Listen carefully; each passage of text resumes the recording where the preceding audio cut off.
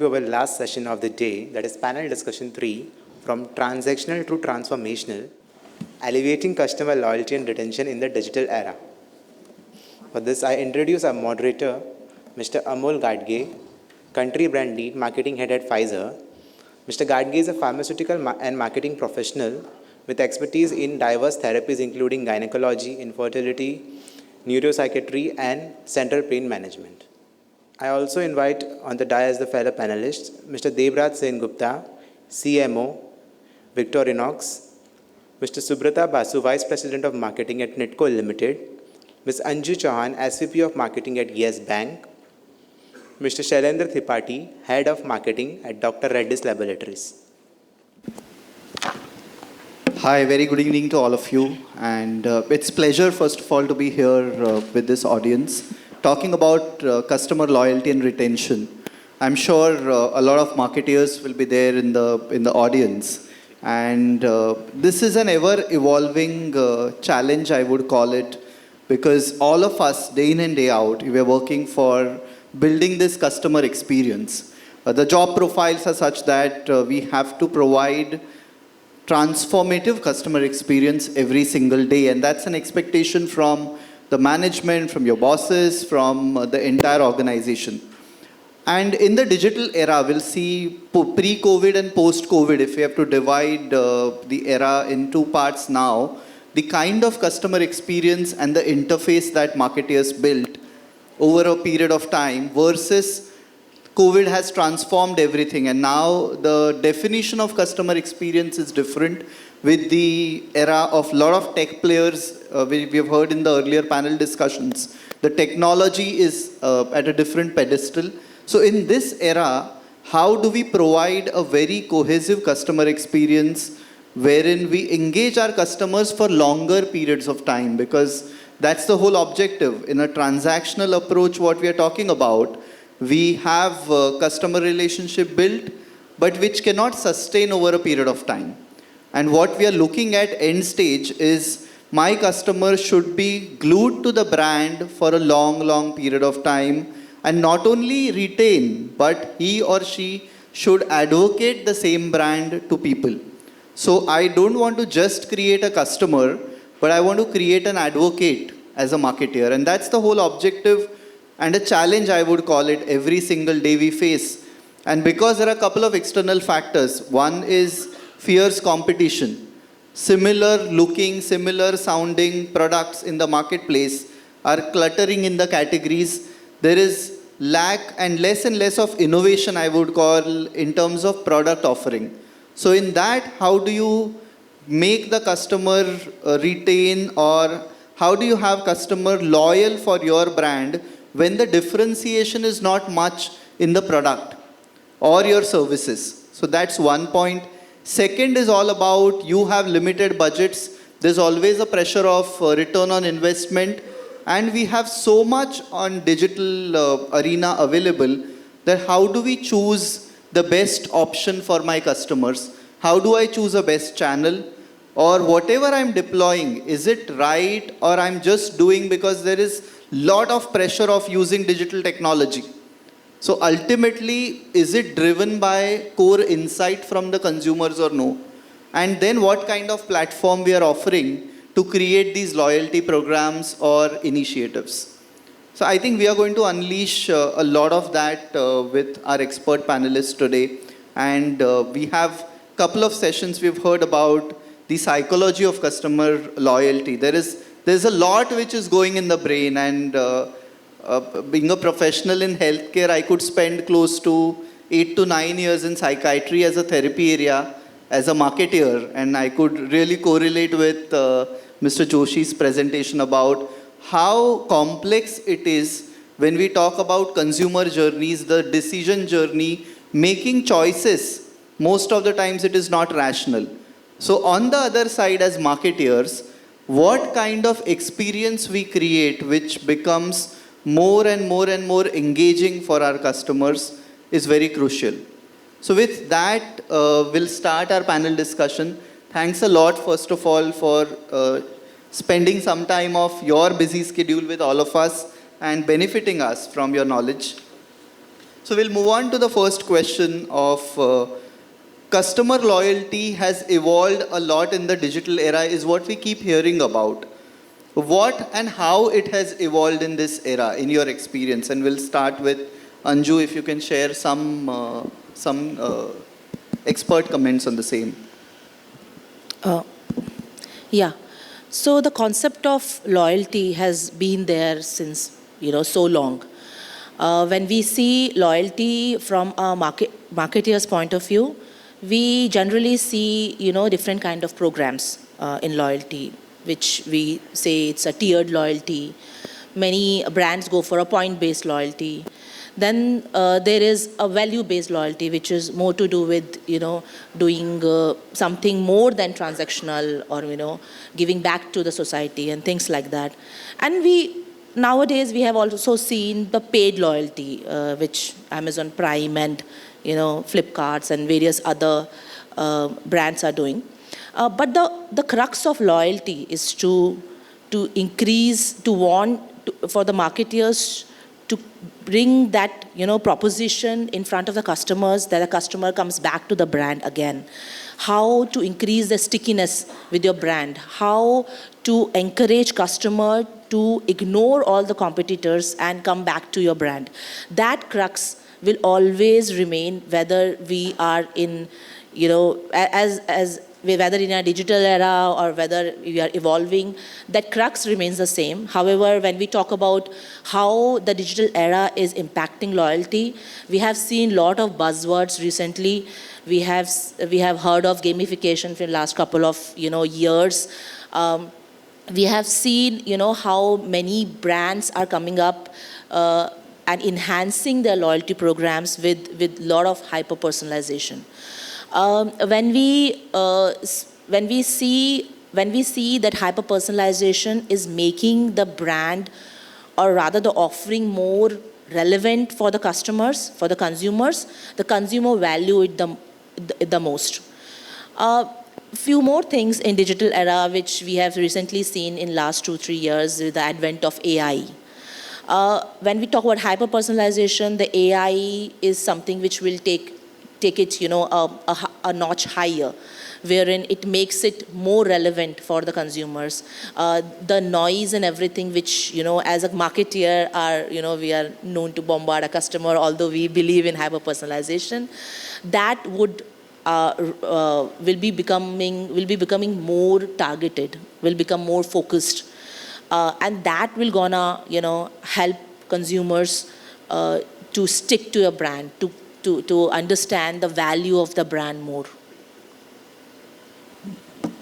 Absolutely, absolutely. You brought in very important element of hyper personalization, because that's one area that we all have an objective of, that how can I get more and more personalized in my approach when I have to reach my consumer and when I have to engage my consumer for a longer period. Shailendra, to you, with your experience, how has this experience of customer loyalty evolved in the digital era in last, maybe if I can put it up this way, post-COVID, do you see any trends changing or this customer loyalty programs shifting gears? So, thank you, Amol, for the opportunity in this question. So, allow me to take the audience and you all little bit in the history. If I have to divide this era into 3 periods, I would call this as pre-World War, post-World War, and the information era, what we all are today in. So when I look at what was happening in pre-World War era, it is not that loyalty was not there. The merchants and traders, they were practicing this, right? And they exactly knew what was required by their customer or consumers. Post-World War, what happened is like there was scarcity. Focus went on production. So which is why mass productions, mass distributions, and mass communications. So the product centricity was more rather than the customer centricity. Now come information era, what has happened? There is overproduce. Now the Western countries, they look for the consumers, where are they ultimately going to consume it? And which is why the competition is going up, then once again we are back to the consumer or customer centric approach. So that's how the whole thing has evolved till today, Amol. And to your question, is like how the whole thing is happening now. Digital is actually helping us in a better way. Like we heard that social listening, we have a lot of AI tools, so on and so forth. So you are actually interacting with your customer quite frequently, and assume that the same thing if you have to do before, probably you would conduct a research and it was very costly, time consuming. But in digital era, what is happening at the click of maybe your button, mouse, whatever, you get a lot of information about your customer. So you are able to take the corrective measures and offer the solutions to your customers immediately, right? So I think that's a great transformation. And added to that, the great benefit what I see is like it is very, very, very cost effective and quick. That's great. I think that's great perspective of personalization. Plus, it helps with the customer listening. I think a lot of listening has been happening. We just had one session on social listening, and we all know that how obsessed we are as marketers to learn more and more from our customers. We want to understand what are they going through, what is their life journey, what is their purchase journey, and how can we have that point of intersection where they meet the brands and they get stuck to the brand for longer and longer times. So just bringing this personalization bit a little ahead, Debraj, if you can put some light on how this personalization has evolved in marketing over a period of time, and how does it help build loyalty more and more stronger? Thank you, Amol. Good evening. What I would like to start with is just throw a few figures at you all. I am very close to the luxury industry, so I'll just use some facts from the industry. Bentley, for example, they say that there is a 35% increase of consumers year on year asking for a particular choice of colors that they want, which is customizing the car according to their own needs. Lamborghini says it's 43%. Any luxury car manufacturers today say that 80% of their consumers ask for something which is just about the consumer. This car is mine, so that car should have some signature, some element or tool of my choice in it. So this is as high as 80%. Coming down to Amazon, Amazon says 44% of its customers buy. You see that line that if you buy this, you would also like this. You find that line when you go to Amazon. For that's personalization, right? Because the machine has gone into your choices, what you like, what you have been purchasing over the period of years, and throwing choices at you. So it's also a way of personalizing from your past records and giving an option. Amazon says 44% of the consumers buy from there, so which is a huge quantity. Do we like emails when it comes to us as dear patrons, or do we like emails when it comes to us as my name Debraj, dear Debraj? I would like to open that, right? So these are the human traits of being recognized. We as humans, we always want to be recognized. We want to be respected, recognized, loved, and cared. This is also all about marketing in the gist. And personalization is not something new, as the way customer experience is not something new. We always had it. If you see about 20 years back, the brands which actually were very successful, like for example, Apple, Nike, or Harley Davidson, they did personalization, I would say, from top to bottom. Like for example, Apple, before even making the products, they told the world what they are for. Why does the company exist? So Apple said, we exist because we think differently. We challenge the status quo. So that's what was their thought process. Nike said, just do it. So now people who had the similar thought process, piled up below those brands, because they also thought what the brand thought. And they felt that the brand knows me, the brand understands me. That's personalization in a bigger way, when you're trying to personalize the tribe. And those were the most successful brands that have done them. Today we know Apple, we know Nike, we know Harley. They've actually taken the market by storm because they believed on why the brand exists, and that was a human connect more than the product. Today we go and buy Apple phones not because of the new version comes up with something more, we just buy it because we just need an app. So this is how these big brands did the personalization from top to bottom. And again, but as Amol said, that with the lines blurring between an Apple and a Samsung, the lines blurring between a Nike and an Adidas, this is where the competition is getting so fierce. Their showrooms look similar. There is this need now, which has come to personalize from down to up, which is go into the grassroots level and try and cater to the needs of each and every consumer. So that's the reason why today personalization has become so important, because it's very difficult to differentiate brands. There are too many brands and there is not much of a difference. All of them are delivering very good quality products. So that's the primary reason why we want to come into personalization today. And this is the reason why it is getting even more important today, because we also have data with us. Now, earlier we never had data to understand what a consumer wants, what he likes. Today we have all this data. Today, probably, example, Google knows us more than our spouse does. So you know, they have so much of data that we can use this data actually to churn out and cater to a person. Since we have these capabilities with us, that's why this deed has also become so strong. That's why someone is using and everyone else also wants to use it. So that is how I would like to conclude that since we have the abilities and with us, personalization has become the latest tool now. Thank you. Great. I think thanks for adding Amol, this perspective. Amol, yeah. So if I can take just 1 minute on that. So I completely echo with the thoughts here. If you look at, in the pharmaceutical and healthcare, we thought that we were highly differentiated. But if you look at what is happening currently on that note, globally, technological differentiations between or amongst brands are diminishing. Yes. So whether you take, let's say Viagra or maybe Cialis, people see this as a commodity, interchangeable.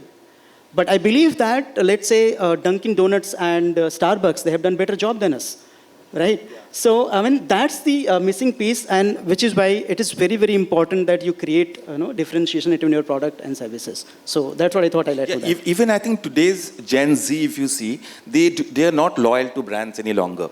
So they are actually loyal to the experience that the brand gives them more than the brand tagline. Okay, so that's the new generation which is here. So now, if you want to woo them, it is actually personalization which you can only use to woo them. So again, whether we are chasing mirage as a loyalty or it is there, and it's a big question. Yes. Maybe it's a different topic. Sometime Amol allows us to discuss on that. Yeah, I think, but this, thanks for this bringing in this perspective that whatever we do as marketeers, we want to make it more and more personalized.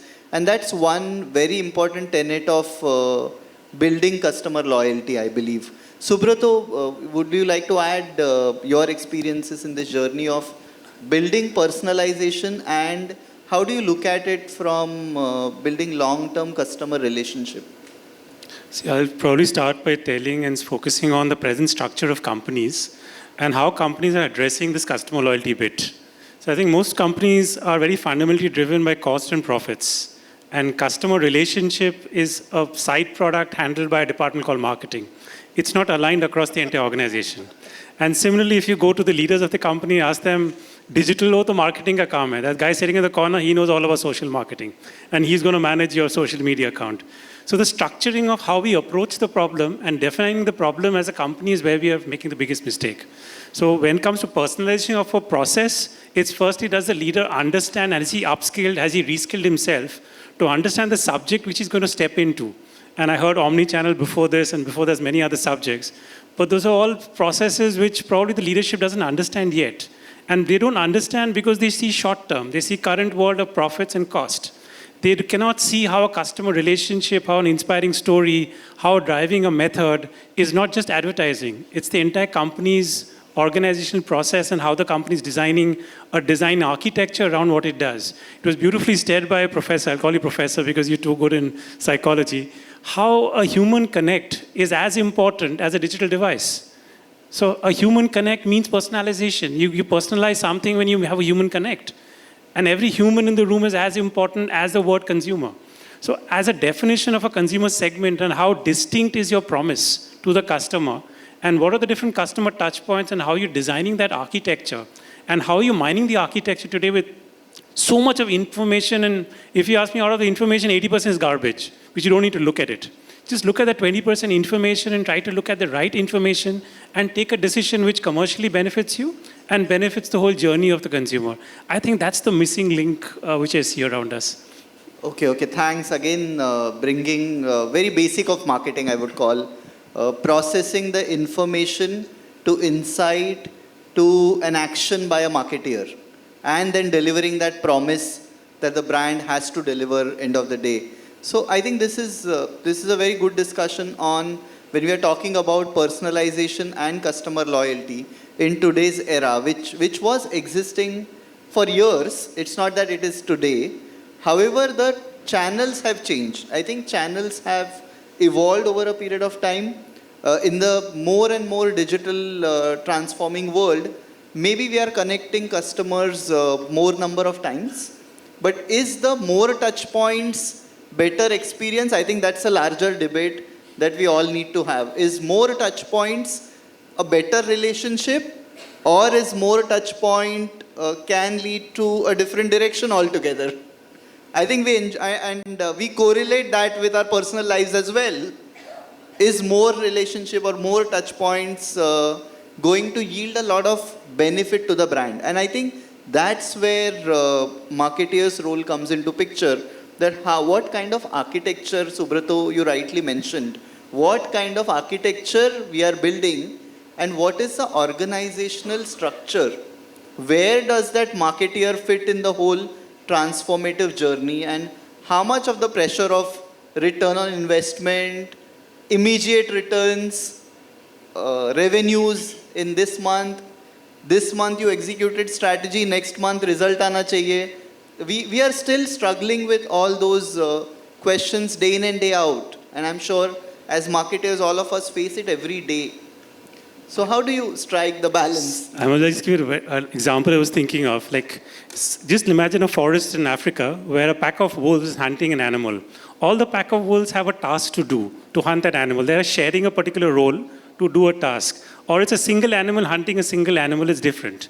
But India, or the process which we are emulating today and what we want to go through is the entire pack of wool, all the touch points, all the marketing resources, sales resources, costing resources, production resources, elements of personalization, branding strategy working together in harmony. But usually in the systems what we work today, we work in silos internally. So it's not that the external silos don't exist, but the internal silos break the internal silos further, and therefore we're not hunting as a team. And if you're not playing the game as a team, it's like final ball, it was your job to score the goal, what happened? You're responsible. It's not the defender or the goalkeeper responsible to score the goal, because he's not a part of the problem then. So you think, oh, it's just my job to defend the goal, and it's not my job to play as a team. So the whole definition of a company is working as a team, and people can take others' roles, people can question each other, and define the overall arching goal and share their goals, but also have their personal goals. Balancing that as far as the company's KRA is a problem area which I see evident in what we do, and the subject of loyalty retention is post that. Yeah, I think that's very pertinent. Yeah, Shailendra, please.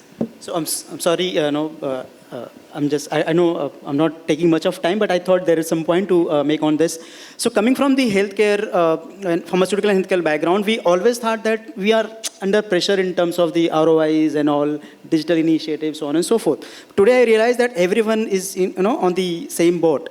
But one thing what we all are missing here is like there is some principle known as ABC, activity-based costing. And primarily, all the marketers, they have thought that this is something which comes from the shop floor. This is not from the marketing. Yeah. But that's where precisely we are going wrong. What I'm trying to say you is, in the past also, when there was not digital flyers, we always had billboards, right? You imagine a truck is going or tempo is going and all the billboards are flying here and then they are hanging on the, the bush and all around the highways. Where were that effective? No one questioned that. Today, why can't you have tolerance for similar leakages in the digital as well? I mean, I think somewhere we have to draw a line. So I thought I'll put my thought on that. I think that's a good point, Shailendra. So just moving on ahead, now we are seeing a lot of personalization happening across the industry, and we are witnessing that as a consumer also we are witnessing every single day. How do you look at the future trends of this customer loyalty in the digital era? What are the critical trends that you see emerging? Anju, we can start with you. What do you think are the future trends which will define, or businesses should be prepared? We all as marketers should be prepared for. Sure. Before talking about the future trends, since I come from a banking background, I'll just provide some kind of idea what is currently happening, from a loyalty marketing point of view in banking sector. So, since as a bank we are aware of what customer is spending on, we have a huge data which we can harness to make our offering as as personalized as possible for the customers. So currently, when we talk about the loyalty programs, which most of the banks are coming up, like from Yes Bank point of view, we have a loyalty program which called as Yes Rewards, wherein with every transaction, for example, like opening an account, you are awarded with some points. So it is basically a point-based system, but at the same time, it's a hybrid model of point-based and a tiered system. So when we say that you will get X rewards, number of rewards when you're opening an account, when you are buying or booking a fixed deposit online, to promote our digital channel, we are offering you rewards. And each reward is right now one reward point is equals to 0.25 paisa, which quite a competitive offering in the industry. Similarly, other banks have also come up with a similar kind of programs. Axis Bank has an Edge program, which is similar on these lines. Here in Yes Bank, we also combine it with a tiered system where we have different programs based on the the AMB the customer maintains, the salary of a customer maintains. We bifurcated them into different programs, and based on the programs, their eligibility of availing points is higher. So there we provide a more exclusive offering to a higher tiered set of customer. This is a currently norm which is right now there in banking industry.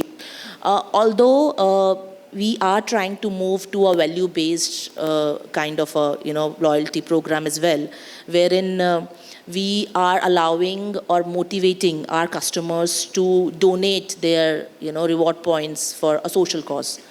You might have seen CRED doing this, like during the COVID times. Of course, CRED is basically into loyalty. They have a loyalty point-based loyalty program inbuilt into their business. So this is how it is happening right now. They are in banking. People are moving to a value-based loyalty program. But the holy grail, or rather something which everybody wants to achieve, is to bring that stickiness with the brand. The brand itself talks to the consumer in a certain fashion. Like when we see across the industry, when we Debraj had mentioned about Apple, there is no typical loyalty program. There are no points, there are no tiered, there is no value based, there is no paid program. Every person who owns Apple product is a member, and they themselves have that kind of brand loyalty with that brand. Or that is something which I believe every marketer, every brand would like to achieve. And that is something which again, brings us back to the crux of the loyalty is, that, apart from all these trends which we talk about, the stickiness of the brand comes from the brand itself. Apart from that, like I mentioned, segmentation is on the go, like real-time segmentation. When we talk about communication, when we talk about, utilizing our emailers and SMSs to communicate to our customers, and especially the notifications, how relevant and exactly when are we reaching out to them? Is that the relevant communication for that customer at that point of time, is something which we can achieve, especially in a banking sector, because with our engines, with our lot of big data, and with all the transaction information we have, we can always work on and create those kind of engines which help us deliver that kind of that kind of response from the customers. Apart from that, we as an industry, we have yet not explored the AI. However, if you see across the industry, especially Amazon, You have seen how Amazon is doing the reviews, like they are using AI engine, and rather than me going through 100 and 200 reviews and reading the latest and recent one, I get a crux of all the reviews in that small box, which gives me an idea whether I should go for that product or not. And I think that, this kind of, usage of AI will gonna, will is very much a good use case which any industry or any brand can make use of. There are many such use cases like that, but right now we don't see too much here in loyalty because brands are still sticking to the traditional ways of loyalty.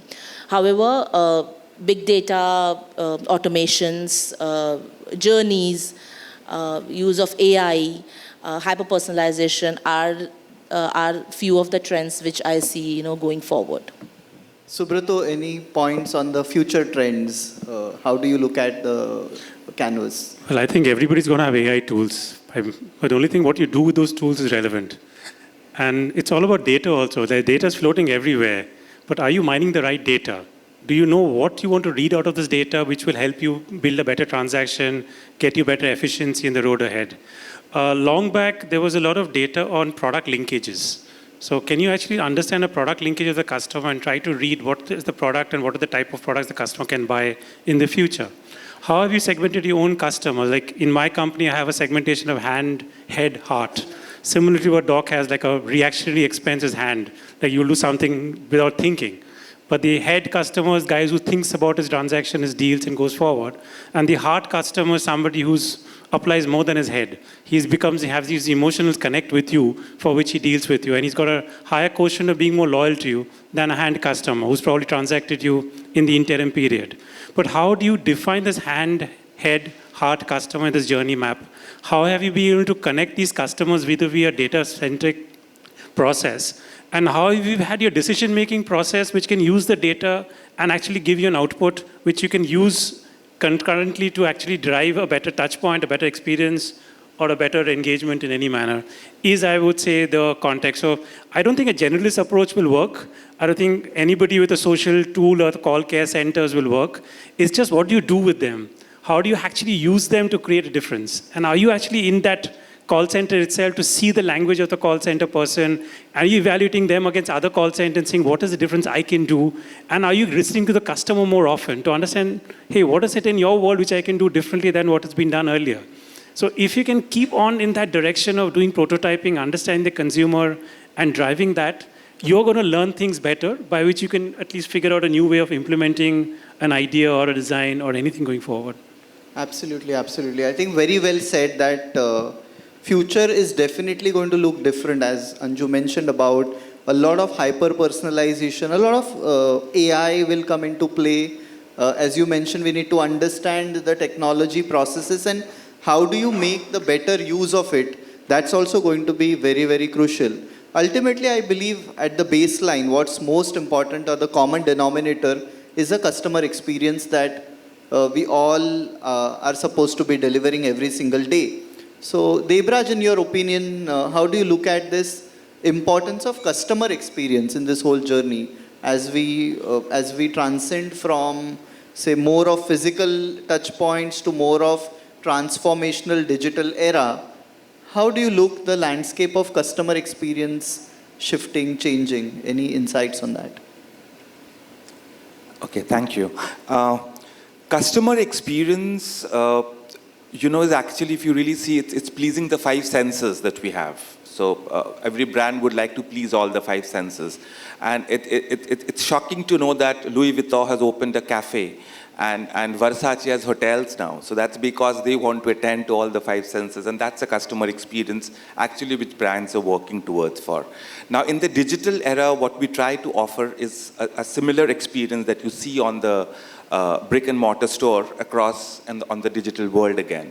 So as Amol rightly said, that having too much of touch points points is also a scarce, I mean, it's scary for us because they needed to maintain that uniformity across all of these touch points. But yes, as coming back again, that since the line is blurring between different brands, it is now that the brands do not, I mean, not only can just focus on the product, but also focus on the experience. So here in coming to the experience part, there's something, or also we always forget, we're seeing the technology, we're asking the technology to give us data and products. We are seeing the product, which is going to, we are asking them to make something new, something different for the consumers.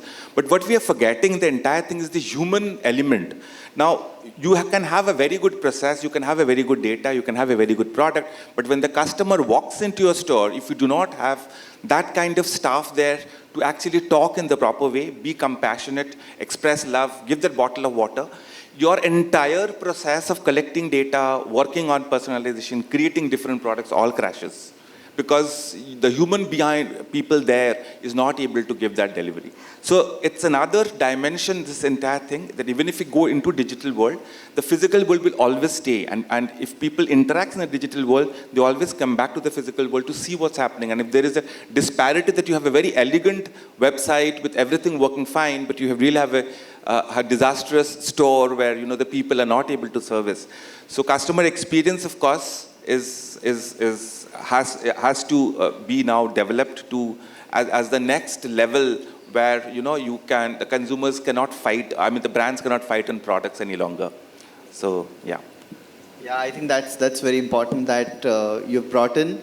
Even if we have a lot of digital interface in the digital ecosystem, it's very crucial to have the human interface and always understand what my customer wants and how can I make that experience more and more evolving every single interaction. I mean, we don't like a bot talking to us, right? Absolutely. We always want a physical person to talk to us. Yeah. So, end of the day, we are human beings. We are social creatures. Yeah.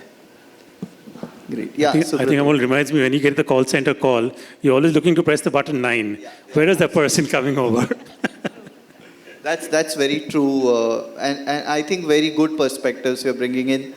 Towards the last segment of this panel discussion, I want to bring in a point of challenges. We talk about a lot of digital era evolving, marketeers taking leverage of it.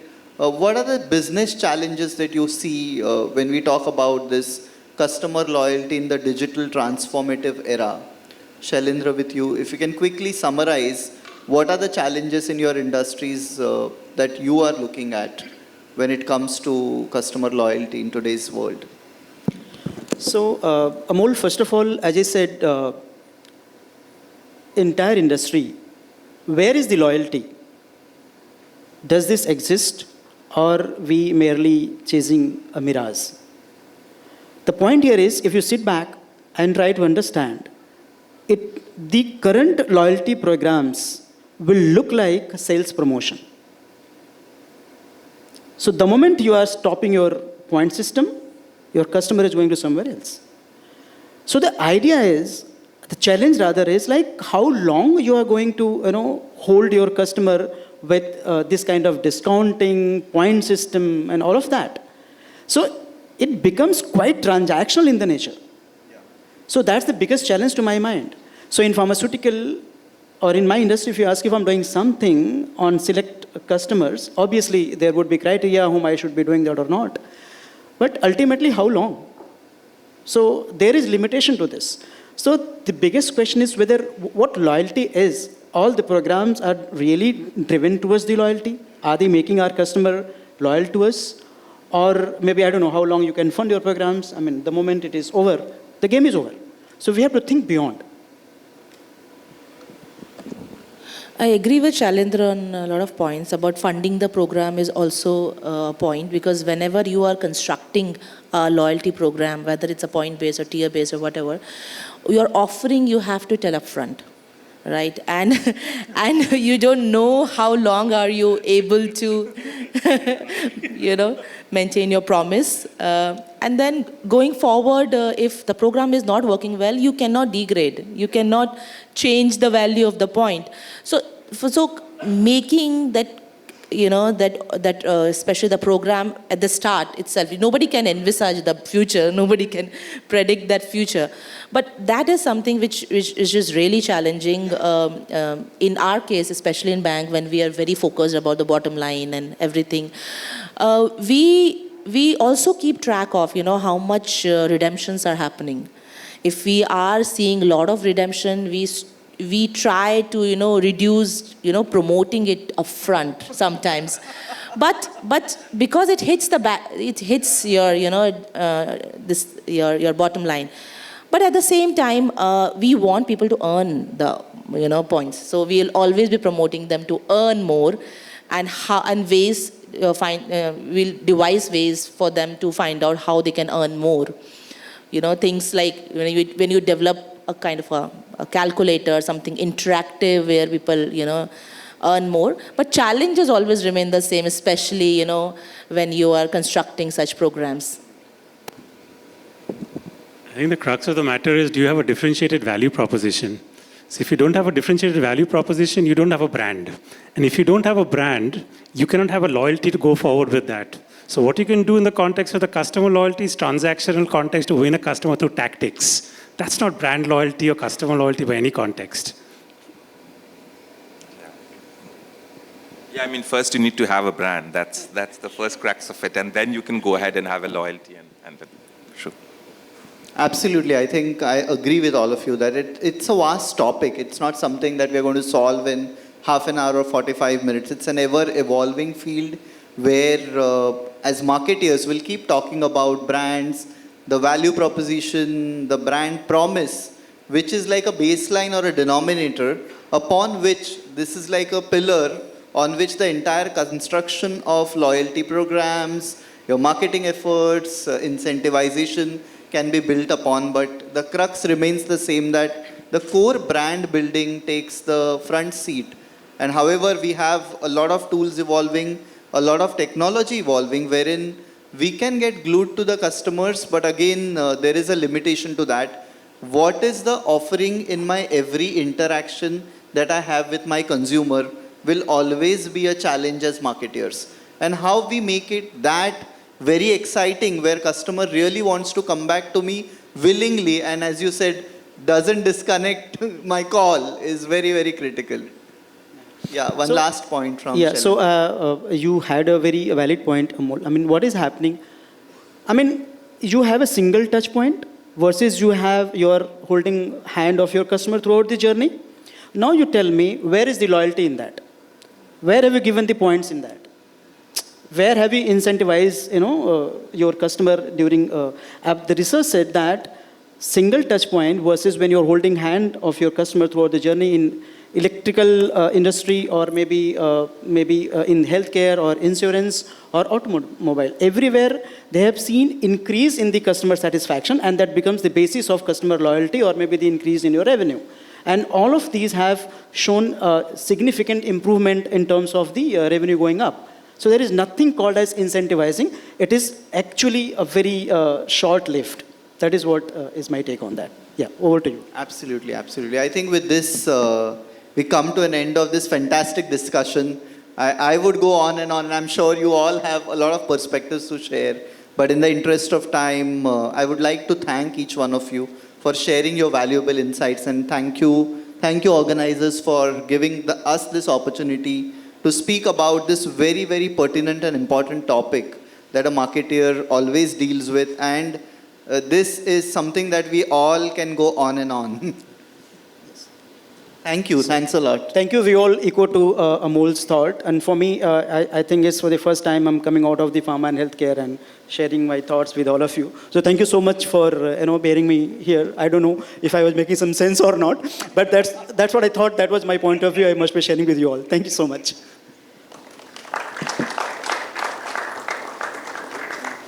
Thanks a lot to all of you to please be on the stage. For the felicitation, I request Mr. Vijay Bahu Joshi, Head of Experience Design Geo Platforms Limited, to join us on the dais.